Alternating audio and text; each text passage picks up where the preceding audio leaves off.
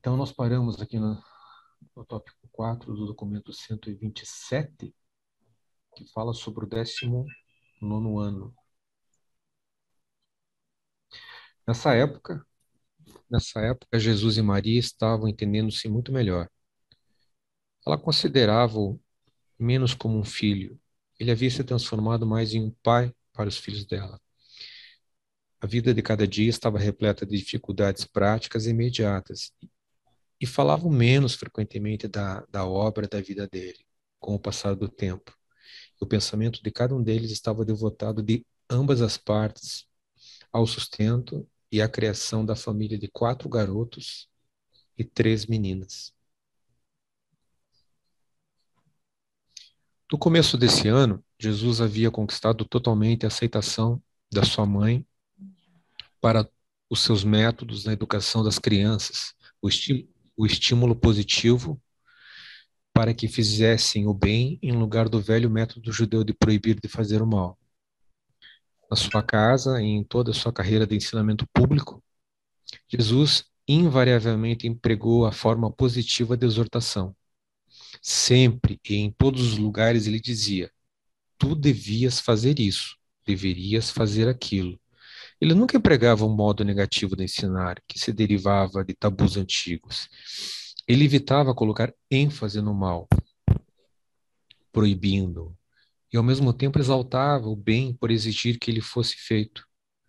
A hora da prece no lar era a ocasião para discutir toda e qualquer coisa relativa ao bem-estar da família. Eu vejo nesse último parágrafo aqui uma lição de vida, né, que é sempre válida e deveria ser adotada por todos nós, né, a forma positiva de uso da palavra, a forma positiva de orientação das crianças, né, e me chama também especial atenção a esse último tópico ali, né, a hora da prece no lar era a ocasião para discutir toda e qualquer coisa relativa ao bem-estar da família. Ou seja, havia um momento de união, havia um momento de comunhão, né? Em que a família compartilhava da prece e também da refeição. Interessante isso. Pessoal, a Sueli não está aqui para convidar vocês a falarem, mas enfim, vocês são de casa. À medida que alguém queira compartilhar alguma coisa, queira trazer alguma coisa, por favor, fiquem à vontade. Me chama atenção também a hora da prece no lar, onde todos tinham essa oportunidade, né, de estar em família. Alguma coisa que nós perdemos em certa medida. Sim. E me chama a atenção ele falar, Jesus invariavelmente empregou a forma positiva, porque os meus estudos, até onde eu consegui ir, o inconsciente, né, o universo, ele não entende a palavra não. Para ele, tudo é ok, é positivo. E realmente, as crenças limitantes não deixam, paralisam a gente, né? E ele já usava essas técnicas que agora que a gente está descobrindo, quer dizer, tem um tempinho, mas assim, era assim, em lugares, em comunidades específicas, e agora não. Eu acho que com a internet socializou esse saber, né? Então ele fala, tu devias fazer isso, parece até gaúcho, né? Tu devias fazer aquilo, ó, curitibano, sei lá. Então, da gente sempre estar com esse olhar, né? É, não usar o negativo, eu não vou dar conta, pronto. É muito pesado, é difícil, pronto. Você já acabou de criar no universo um obstáculo para você não alcançar aquilo que tu devias fazer. Eu acho que essa ideia também dá uma dimensão, esse texto dá uma dimensão bem exata da questão humana de Jesus, né? Que ele estava enfrentando problemas reais ali de família, né? Pô, ele primeiro, ele estava a Maria estava meio de bronca com ele antes, tal, né? Porque Ela queria que ele ficasse mais junto com a família e tal, ele tinha que sair, enfim. E depois o cuidado com os irmãos também, né? Essa vida de pai precoce, né? E então, né, eu acho que aí sim tu consegue ver exatamente a dimensão, né, do que é, né, o dia a dia dele, né? E aí tu pode comparar, realmente ele se fez homem, né, para estar entre nós aí. É muito bom isso. Coisa que na Bíblia tu não consegue ver a dimensão disso quando tu lê, né? E aqui ele te dá exatamente o passo a passo do dia a dia dele. Muito bom. Bom, E incrementando aí a sua observação, ele é filho, ele não é pai. Então, quando uma família perde o pai, que é o líder, a estrutura da casa, é muito pesado para ele ficar no lugar do pai. Ele praticamente é, é, é, é, ele, é, é, ele apoia a mãe, né? Então, ele é filho da mãe, ele não é o esposo da mãe. Assim, não estou falando da questão da carne, mas eu estou falando da questão da responsabilidade, né? Do criar, do cuidar, de preparar a condição para a família, da família estar esperando algo que ele não tem experiência, ele está também aprendendo, ele também é filho, ele também tem que receber, e ele tem que dar, né? É uma tarefa, assim, para mim, muito, muito, muito pesada para um filho. Jesus tão sabiamente disciplinou seus irmãos e irmãs, desde a mais tenra idade, que pouca ou quase nenhuma punição jamais se fazia necessária para assegurar a obediência pronta e sincera deles. A única exceção, a única exceção era Judá, a quem em diversas ocasiões Jesus julgou necessário impor penalidades pelas suas infrações às regras da casa. Em 3 ocasiões, quando foi considerado sábio punir Judá por violações deliberadas e confessas das regras de conduta da família, a sua punição foi fixada por decisão unânime dos irmãos mais velhos, sendo consentida pelo próprio Judá antes de ser ministrada. Ao mesmo tempo que Jesus era muito metódico e sistemático em tudo que fazia, havia também em todas as suas decisões administrativas uma elasticidade saudável e benevolente de interpretação e uma individualidade de adaptação que impressionavam muito a todas as crianças, pelo espírito de justiça com que atuava o seu pai e irmão. Ele nunca disciplinava os seus irmãos e irmãs arbitrariamente, e essa equanimidade uniforme e essa consideração pessoal faziam com que Jesus fosse muito querido em toda a sua família. Que exemplo, né?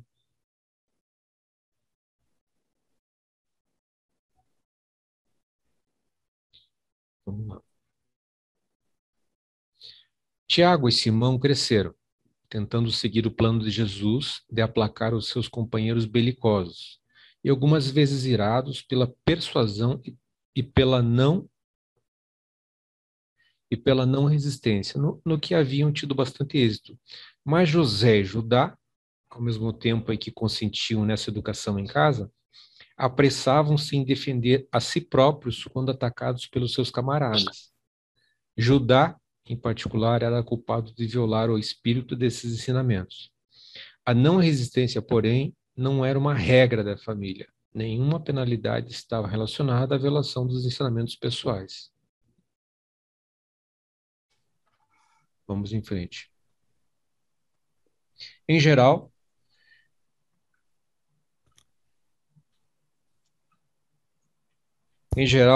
todas as crianças,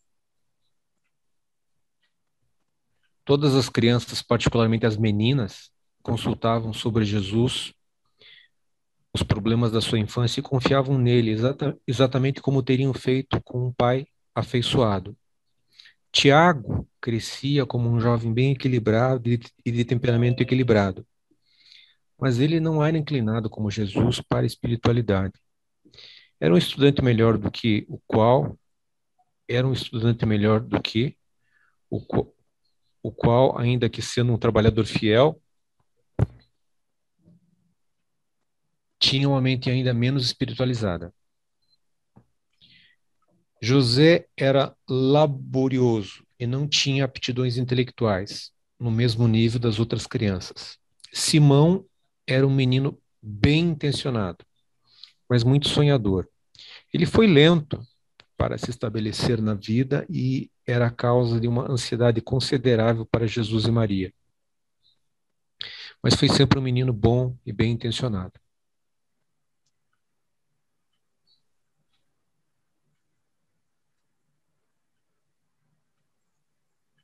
Judá era um pavio de fogo.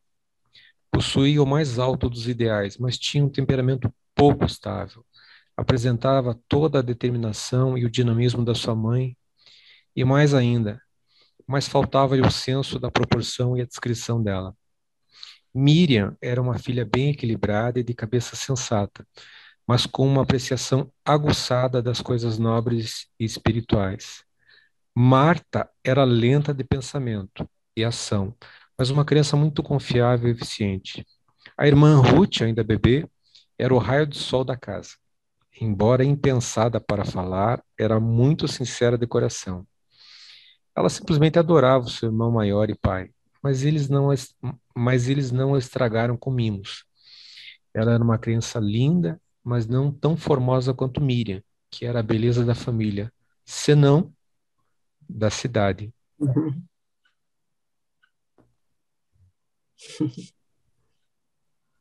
Devia ser uma família toda linda. Vamos lá. Com o passar do tempo, Jesus fez bastante para liberalizar e modificar a educação e as práticas da família, no que dizia respeito à observação do sábado e em muitos outros aspectos da religião. E para todas essas mudanças, Maria deu o seu consentimento sincero. Jesus tinha se transformado, nessa época, no chefe inquestionável da casa. Nesse ano, Judá começou a ir à escola e foi necessário que Jesus vendesse a sua harpa, com o intuito de fazer frente a essas despesas. E assim, desapareceu o último dos seus prazeres de recreação. Ele gostava muito de tocar harpa quando estava com a mente cansada e o corpo exaurido. Mas consolou-se com o pensamento de que, ao menos, a harpa estaria salvo de ser apreendida pelo coletor de impostos. 5. Rebeca, filha de Esdras. Embora Jesus fosse pobre, o seu nível social em Nazaré não era de forma nenhuma prejudicado. Era um dos jovens mais destacados da cidade e altamente considerado pela maioria das moças. Posto que Jesus fosse um espécime tão esplêndido de robustez física e de desenvolvimento intelectual masculino, e considerando a sua reputação de líder espiritual, não era de se estranhar que Rebeca, a filha mais velha de Esdras, o abastado mercador e comerciante de Nazaré, descobrisse que aos poucos estava apaixonando-se por esse filho de José.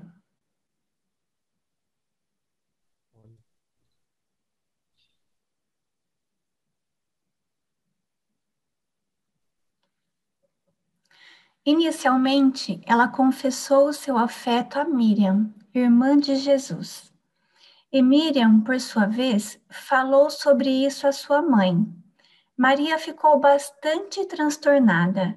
Estaria a ponto de perder o seu filho, logo agora que se tornara o chefe indispensável da família. Será que os problemas nunca acabariam? O que mais poderia acontecer? E então, ela parou para pensar sobre o efeito que o casamento teria na carreira futura de Jesus. Lembrava-se, não frequentemente, mas algumas vezes pelo menos, do fato de Jesus ser um filho prometido. Depois que Miriam e ela conversaram sobre tal questão, decidiram fazer um esforço para acabar com aquilo, antes que Jesus soubesse. E foram diretamente a Rebeca, colocando toda a história diante dela. dizendo honestamente sobre a crença que tinham de que Jesus era um filho do destino, de que ele deveria tornar-se um grande líder religioso, talvez o Messias. Será que Miriam contou, que Maria contou para Miriam, então, sobre a visão que ela teve de Gabriel? Eu acredito que pelo menos em parte alguma coisa ela tenha deixado escapar, até para convencer a filha a irem juntas conversar com a Rebeca e dissuadir a Rebeca dessa ideia. Eu achei interessante que a Maria, ela se comporta como aquelas mães, né? Tem os filhos, mas não quer que os filhos casem e que fique cuidando delas para a vida toda. Eles ficam em casa sozinhos e cuidando delas, né? Cuidando da casa dela, dos filhos dela, e não liberta, não deixa o filho crescer, não deixa o filho ter a vida própria, né?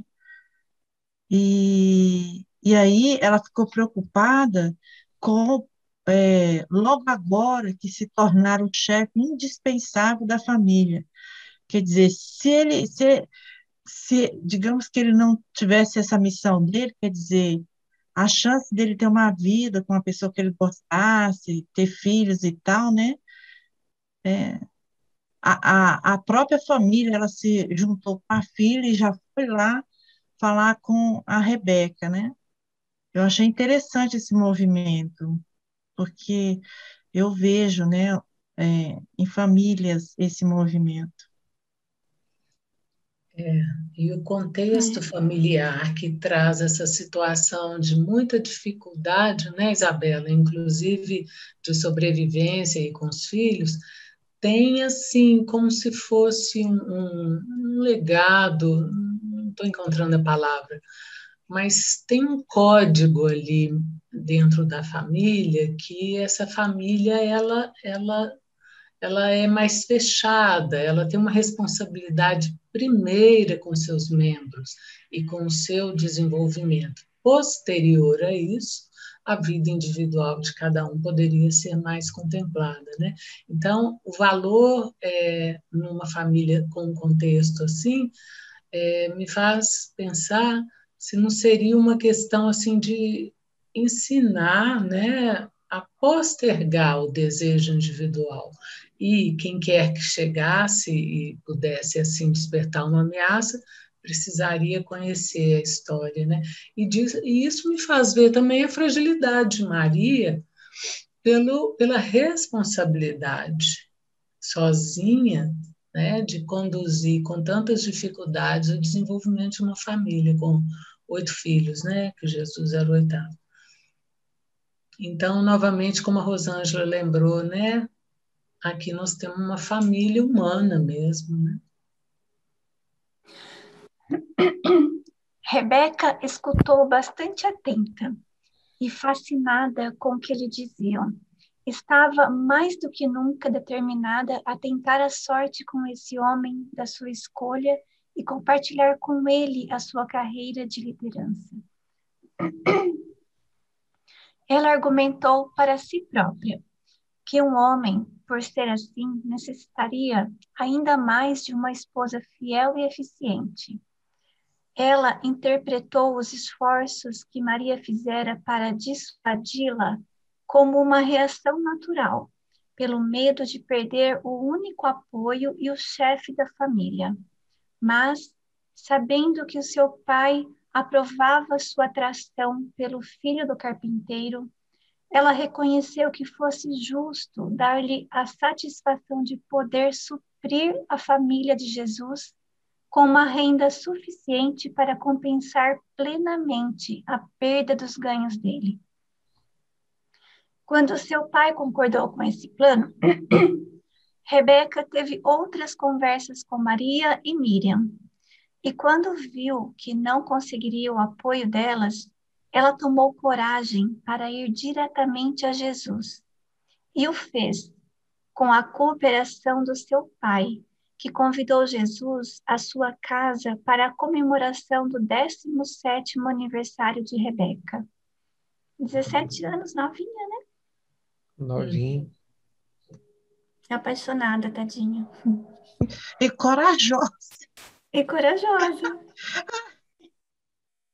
E inteligente também, né? É. Depois eu vou Mas acho que procurar. essa beleza de Jesus tá ligada muito à vibração, né? A alta vibração que ele tinha, né? Tem uns estudiosos aí que tem uma escala, que é o Watkins, né? Que é uma escala de vibração. Então, os grandes avatares que vibram a 700, 800, nessa medida dele aí, que é onde que se um ser humano tiver essa vibração, e Jesus tinha mais de 1000, né? Ele já consegue salvar 70 milhões de pessoas, né? Então, eu acho que essa vibração, essa luminosidade é que fazia dele uma pessoa encantadora, né? E muitos atrativos, assim, né? Com muita magnitude, né? Eu acho que é essa onda aí que pega, não é pela beleza física, né? É isso aí. Eu também acho. E essa frequência vibratória do que a gente está conhecendo pelo livro está trazendo uma frequência vibratória na gente. Exato! Né? Verdade. Verdade. O que eu quero dizer é o seguinte: Jesus poderia sim ter casado, poderia sim ter desenvolvido a obra dele, e mulher nenhuma, nem a Rebeca teria atrapalhado. Foi uma opção dele, eu acho que foi opção dele, ele não veio condicionado para não ter família, foi opção dele, e ele não teria sido menos Jesus, não teria sido menos Deus, não teria sido menos o que foi se ele tivesse uma mulher do lado dele, fosse a Rebeca ou qualquer outra. Jesus ouviu de modo atento e compassivo a exposição daquelas coisas, feita primeiramente pelo pai e depois pela própria Rebeca. Respondeu gentilmente que, com efeito, nenhuma soma de dinheiro poderia tomar o lugar da sua obrigação de criar pessoalmente a família do seu pai, de cumprir o mais sagrado de todos os encargos humanos, a lealdade à sua própria carne e sangue. O pai de Rebeca ficou profundamente tocado pela devoção de Jesus à família e retirou-se da conversa. A única observação que fez a Maria, a sua esposa, foi: não poderemos tê-lo como filho. Ele é nobre demais para nós.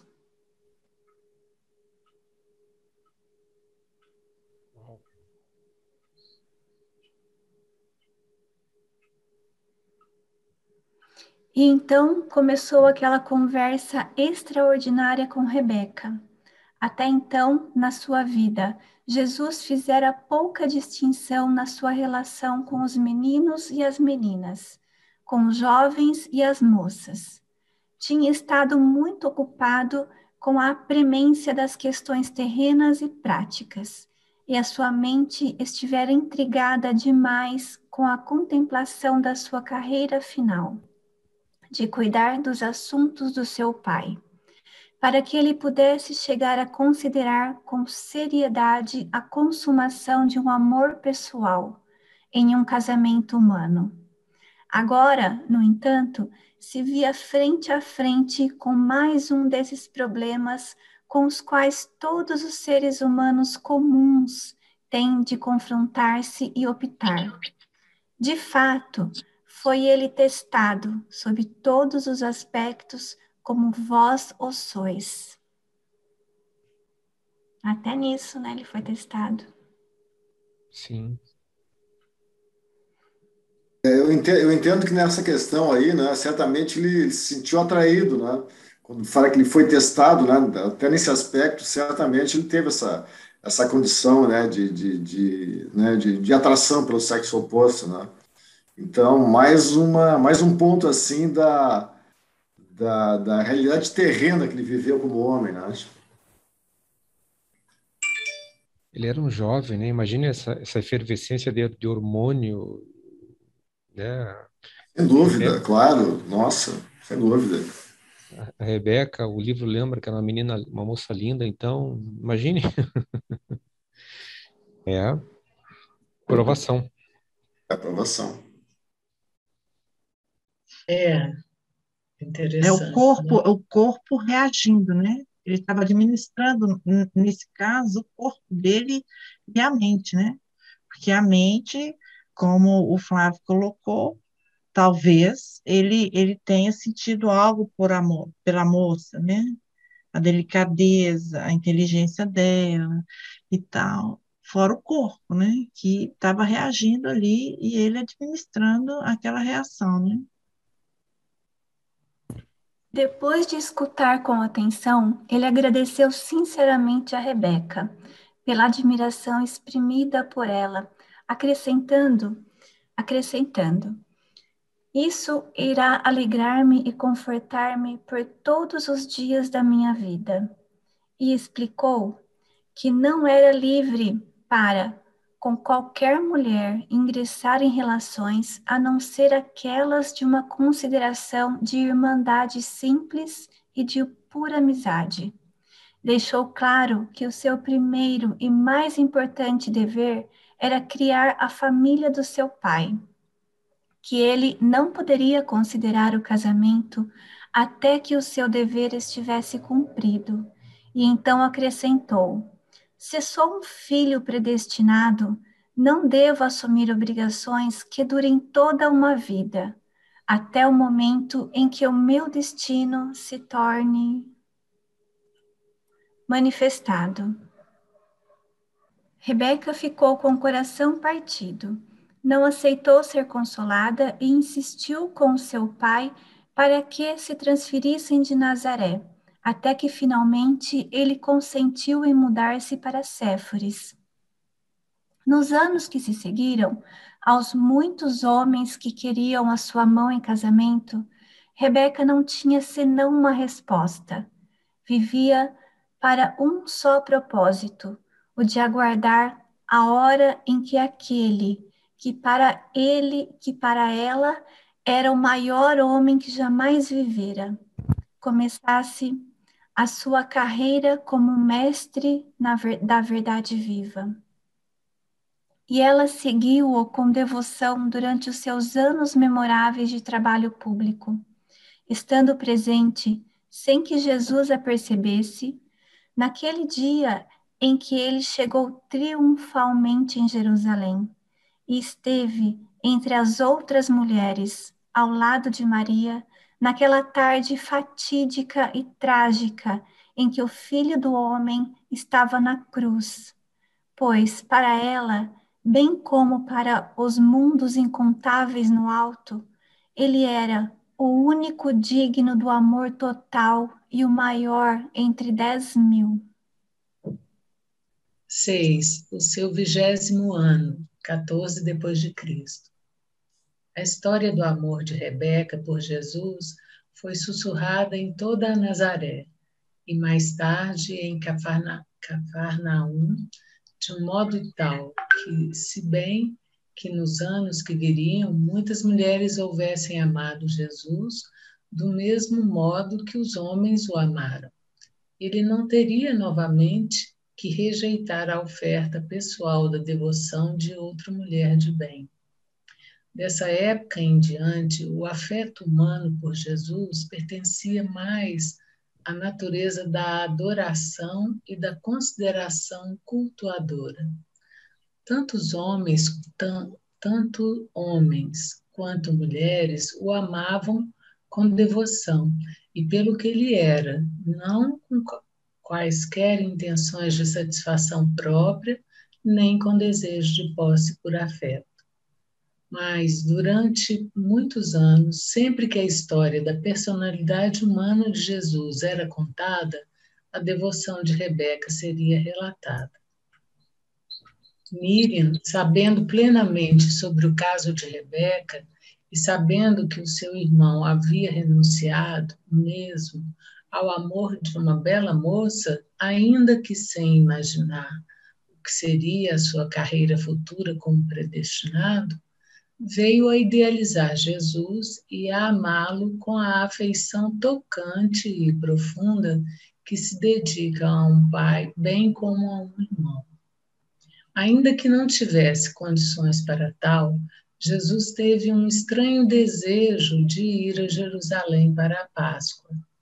A sua mãe, sabendo da sua recente experiência com Rebeca, sabiamente o encorajou a fazer tal viagem.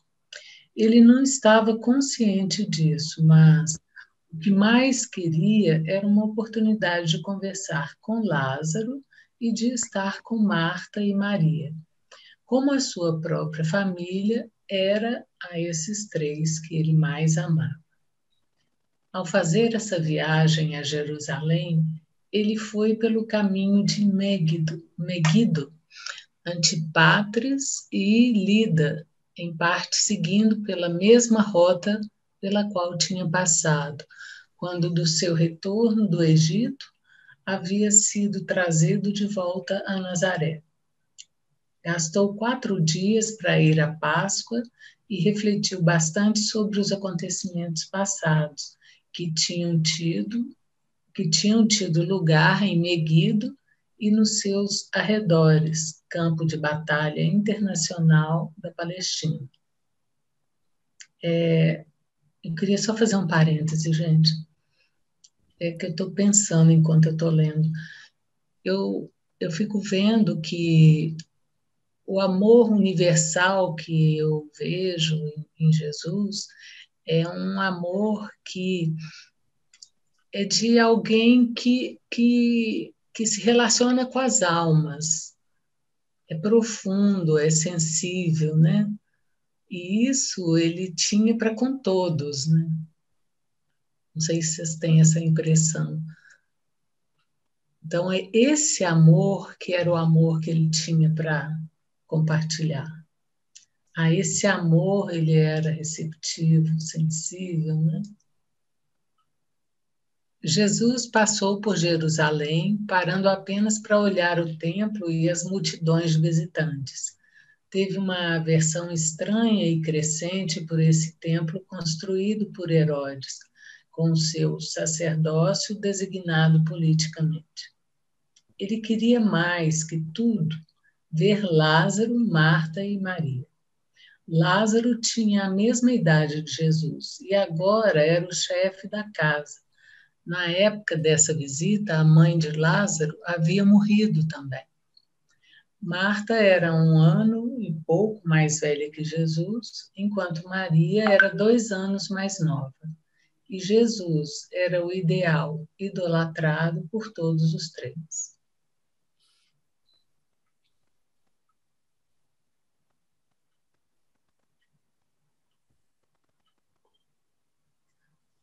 Nessa visita, ocorreu uma das suas manifestações periódicas de rebelião contra a tradição. A expressão do ressentimento por aquelas práticas cerimoniais que Jesus considerava representarem mal o Pai, o seu Pai do céu. Não sabendo que Jesus estava vindo, Lázaro havia arranjado para celebrar a Páscoa com amigos em uma aldeia vizinha, na estrada de Jericó. Jesus, então, propôs que celebrassem a festa onde eles estavam, na casa de Lázaro. Mas, disse Lázaro, não temos um cordeiro pascal.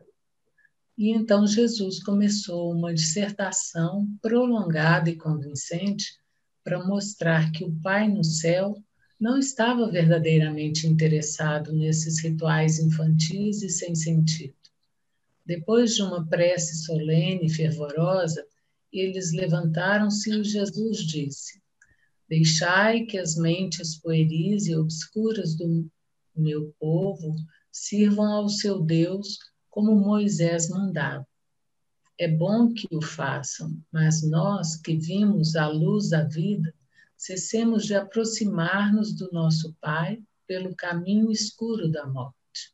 Sejamos livres no conhecimento da verdade, do amor eterno do nosso Pai eterno.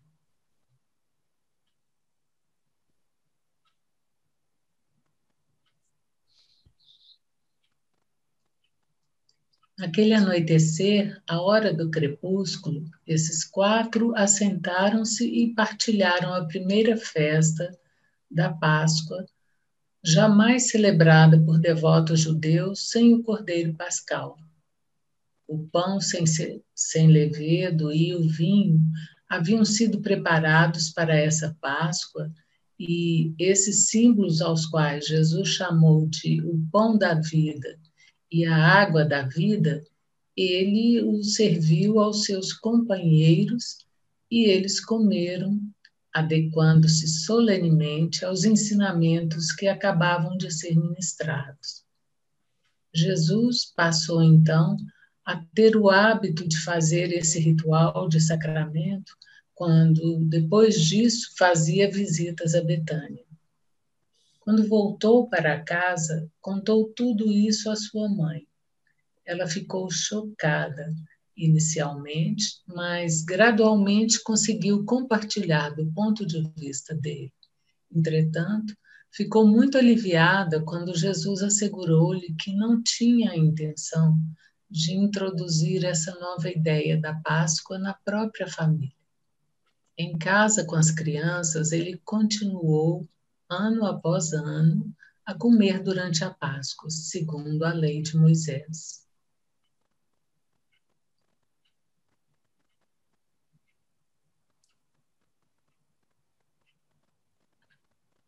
Foi durante esse ano que Maria teve uma longa conversa com Jesus sobre o casamento. Ela perguntou-lhe francamente se ele se casaria, caso ficasse livre das suas responsabilidades para com a família. Jesus explicou a ela que, posto que o dever imediato proibia o seu casamento, ele não havia pensado muito nisso e expressava-se como se duvidasse de que jamais fosse chegar ao ponto de contrair matrimônio. E disse que essas coisas deviam esperar a minha hora, o momento em que o trabalho do meu Pai deve ser iniciado. Tendo já estabelecido na sua mente que não seria pai de crianças na carne, interessante isso, tendo já estabelecido na sua mente que não seria pai de crianças na carne, pouquíssimo havia pensado sobre a questão do casamento humano. Nesse ano, Jesus retomou a tarefa de fundir mais ainda as suas naturezas mortal e divina em uma individualidade humana única e efetiva, e continuou a crescer em estatura moral e em compreensão espiritual. Embora todas as propriedades de Nazaré, exceto a casa deles, houvessem já sido liquidadas, nesse ano receberam uma pequena ajuda financeira da venda de uma pequena participação em uma propriedade em Cafarnaum. Essa era a última de todas as propriedades imobiliárias de José. Esse negócio imobiliário em Cafarnaum foi feito com um construtor de barcos de nome Zebedeu.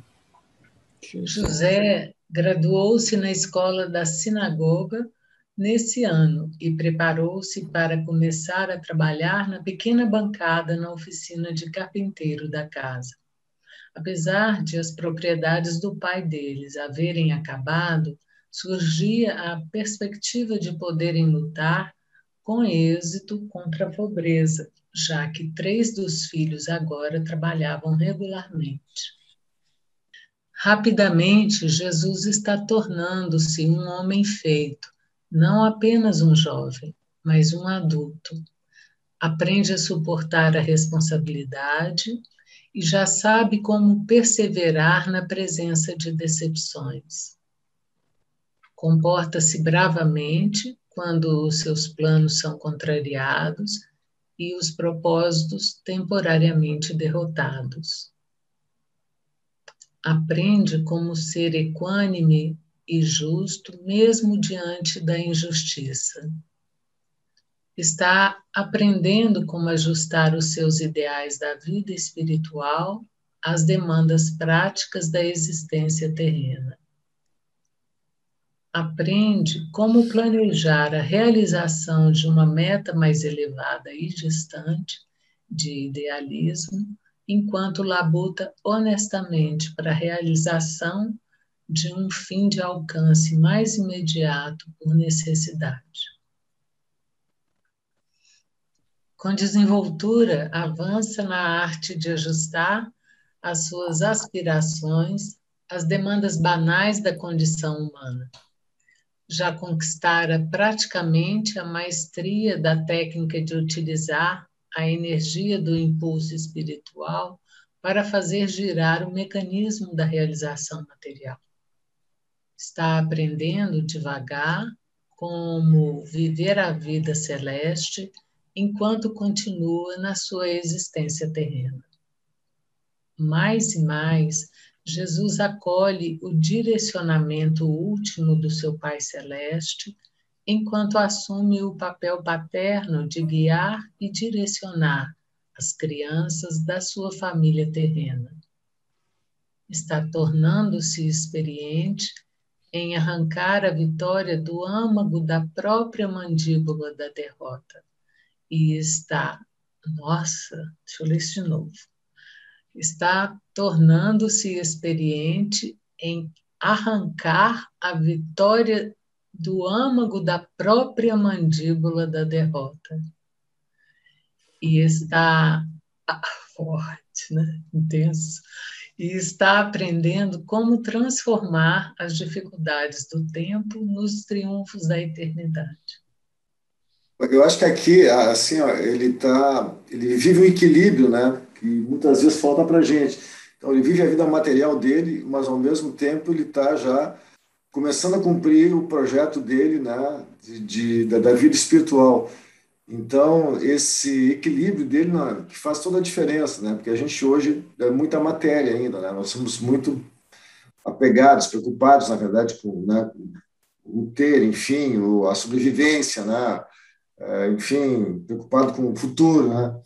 E ele tinha essa divisão bem feita e equilibrada, né? Então, eu acho que a tendência nossa, né, à medida que a gente for aprendendo e for evoluindo, é exatamente chegar nesse equilíbrio também, né? Onde tu tem que viver aqui, porque tu tu tem que cumprir teu projeto que tu combinou aqui com o pai, né? De viver essa vida aqui, e ao mesmo tempo tu tem que já fazer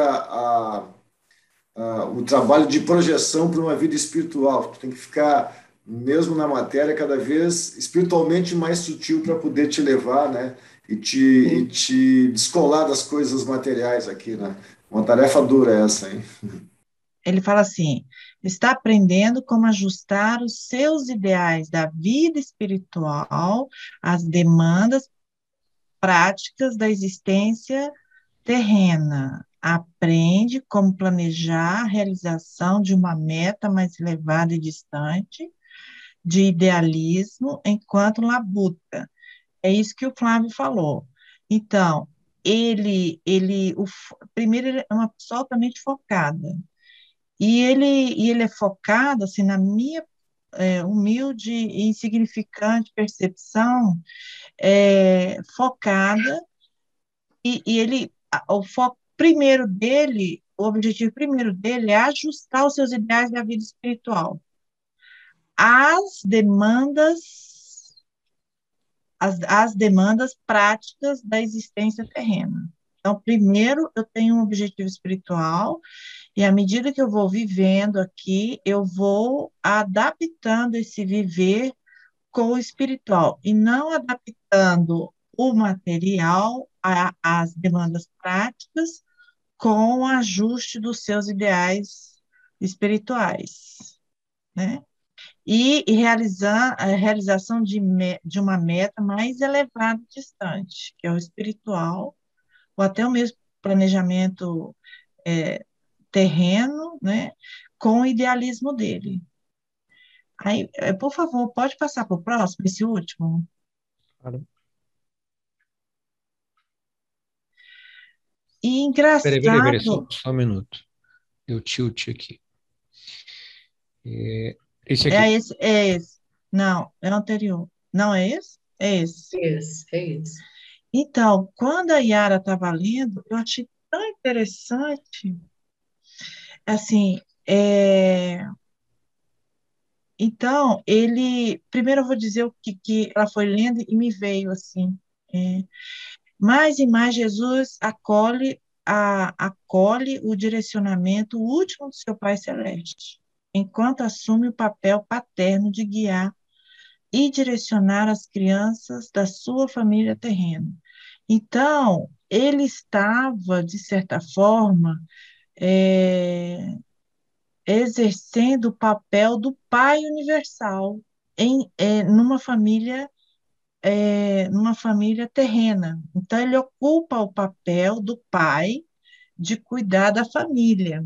Então, aquilo que ele fala, que era uma honra ele cuidar da família dele, terrena, mas na realidade ele também estava cuidando de uma família universal. E é como se, igual Urântia fala, que todo mundo vai ter que ser pai e mãe para entender a relação do pai universal com seus filhos, não é isso que Urântia coloca? Tá Então, certo. ele estava aqui, né? Me veio na hora que eu estava lendo que ele estava na posição do Pai Celeste, só que é um pai humano, mas é o papel do Pai Celeste. E ele fala assim, enquanto assume o papel paterno de guiar e direcionar as crianças da sua família terrena. Ele estava direcionando as crianças da sua família terrena, que somos nós, né? Que E ótimo. ele estava aprendendo, ele já dominava a técnica de utilizar a energia do impulso espiritual para fazer girar o mecanismo da realização material. Quer dizer, eu ainda não entendi que energia é essa. Eu entendo a energia do instinto, que se você não tiver consciência, o instinto desenha o seu destino. Agora, se você tem consciência, você fala, espera aí, filho, aguenta aí, que não é bem por aí. Espera aí um tempo. Não, eu vou para a direção B, embora você queira ir para a direção C. Então, assim, nesse caso, ele utiliza a energia do impulso espiritual, quer dizer, tem um impulso espiritual. E ele pega esse impulso espiritual e ele transforma isso, transmuta isso num mecanismo de realização material. Eu não entendi essa parte. E viver a vida, está aprendendo devagar como viver a vida celeste. Eu já estou com 100 anos e ainda não cheguei aí. Está aprendendo devagar, estou bem devagar mesmo, como viver a vida celeste, enquanto continua na sua existência terrena. 200 anos eu ainda não cheguei aí, né? Então, eu não sei. Eu também estou refletindo junto com você e estou achando ótimo você ter voltado nessa página aqui também, porque a gente precisa ir devagar e entender mesmo, né? E eu fico sentindo que, assim, você já ouviu o termo, assim, quando alguém fala com você, segue seu impulso? Aham. E também quando eu escuto isso, segue seu impulso, é como se tivesse assim uma coisa clara dentro da gente, que pode ser seguida, que não está havendo dúvida, né? E ele parecia já estar aqui introjetando a função paterna, esse pai universal, que começou bem sucedido pela relação que ele teve com o pai dele, né?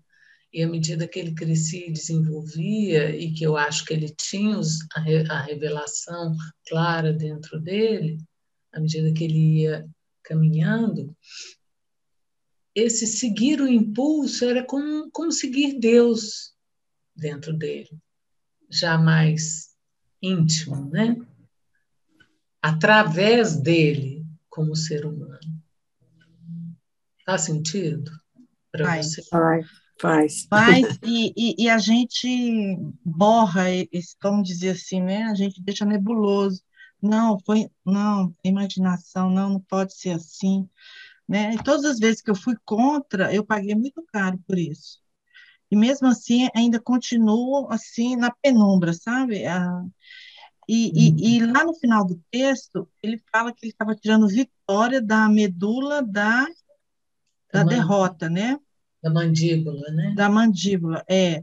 Então, o que que eu entendo? Eu entendo que ele consegue somar a, a sombra e a luz para poder ele ir no caminho do meio. É o equilíbrio, porque eu sou tão sombra, eu sou tão luz. Então, quando eu digo que eu não sou sombra, eu polarizei, fiquei de um lado só, entrei em desequilíbrio, porque o universo, ele é tudo, Sim. ele é A e B. Então, ele tira da derrota a vitória. Dentro da vitória tem uma derrota, e dentro da derrota tem uma vitória. E Dentro do tem, triunfo, né? e tem sempre, quando a gente está tá considerando a sombra, a luz, o bem, o mal, é como se houvesse um movimento do oito, né? Tem um lado e tem outro. Tem a dualidade e Sim, tem o que transcende o que é e o que segue no isso. equilíbrio, né? Com equilíbrio. Isabela, a respeito da pergunta que você fez, eu queria pedir liberdade para vocês para fugir um pouquinho do documento de hoje, nem que de repente na semana que vem a gente retome a leitura do tópico 6, porque é um tópico ali intenso realmente, e eu queria trazer uma passagem aqui que talvez traga alguma informação a mais para ti a respeito dessas questões que você colocou. Eu acredito que isso aqui possa trazer algumas respostas para você, porque quando o livro nos ensina como realizar a prece, ele lembra que a prece ela nunca deve ser prostituída a ponto de ser uma substituta para a ação, né? Então, a prece, antes, ela tem que ser um estímulo à ação, né? E também a prece, ela não é uma técnica para que você possa fugir do conflito. Antes disso, ela é um estímulo que deve servir para que você cresça, e aí sim, né, para que você possa fazer face para enfrentar esse conflito. Isso aqui lembra a passagem de Jesus, porque a prece, ela é muito mais destinada a tornar o homem menos pensativo e mais realizador, né? E ela não se destina a fazer com que o nosso crescimento cresça, mas antes, a prece, ela serve para que expandir, então, o nosso discernimento, tá?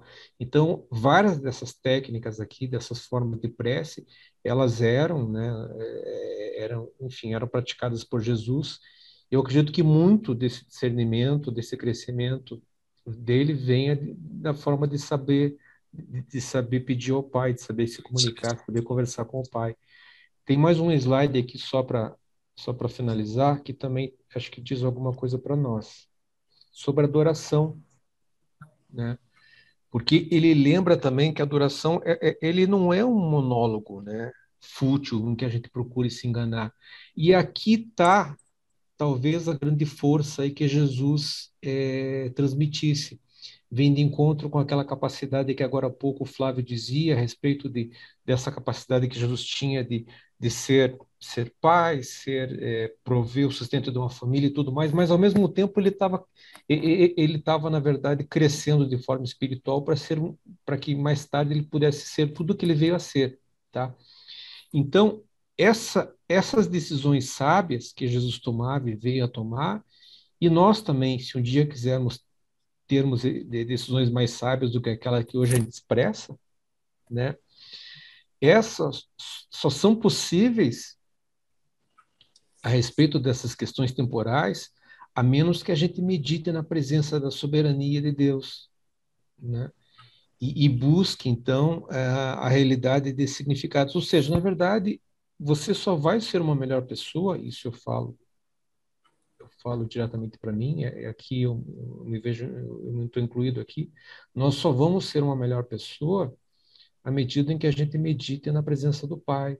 Então, eu acho muito bonita essa passagem que diz que, cara, com Deus você é mais, Aham. você vai ser muito mais com Ele, né? Então, não fique batalhando sozinho, né? Porque se à medida que você queira ser mais, busque a Ele, converse com Ele, peça a Ele, esteja com Ele. É Ele que vai fazer com que você saia daqui, né? E vá para lá. Então, o livro nos explica até como sermos melhores. Então, não sei se eu trouxe alguma ajuda para vocês, mas eu achei importante compartilhar. Foi muito legal você ter trazido. Muito bom. E a Carla falou aqui também, né, que o conhecimento ele não é maior e nem traz mais sabedoria do que a experiência, né, o experienciar, que é quando a gente amplia a nossa condição de crescer internamente, esse lugar que a gente vai tendo, né, de discernimento, de entendimento, de união mesmo com a presença da centelha divina, né, que nós somos, que começa a ser primeiro um Deus e eu, para depois ir ficando eu, unida com Deus, né? É interessante que na minha meditação, depois que eu entrei para o grupo aqui com vocês, eu já estou diferente. Eu já falo para Deus assim. De manhã eu começava assim: oi, pai, estou aqui. Agora eu falo assim: estou aqui, nós estamos aqui, né? E às vezes eu falo: eu te sinto. Tem um eixo que diz assim: calma, é isso mesmo. É isso mesmo. Você está diante do que é. E você está aqui. Como se fosse um sussurro dentro de mim, sabe? Assim. E eu fico tão emocionada. Eu queria falar com a Isabela e com a Yara também.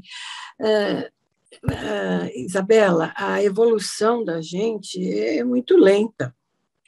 E claro que cada um evolui com menos rapidez, outros com mais rapidez. O importante, Isabela, é que você está aqui buscando e participando e acompanhando tudo, né? Então, isso é o mais importante.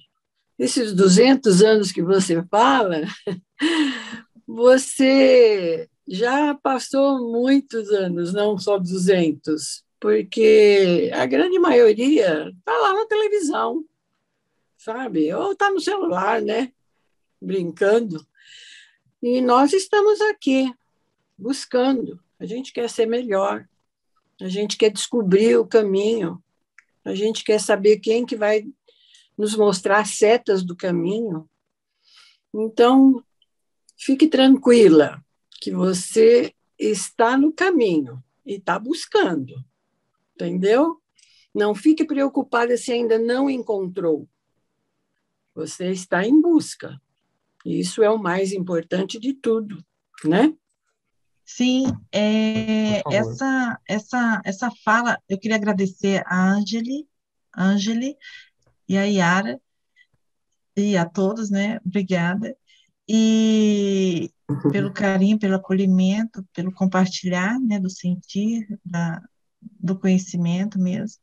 E você, Milton, você foi guiado pelo céu, pela divindade, para trazer essa fala da prece.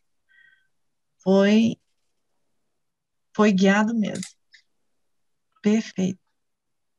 Obrigado pela participação. Tenham todos Obrigada, uma pessoal. Boa noite. Fiquem Um com Deus. abraço, gente. Boa noite. Cuidem-se. Tchau. Tchau, Grande a todos. tchau. Bem. Boa noite e Tchau, fique Boa com noite. Deus.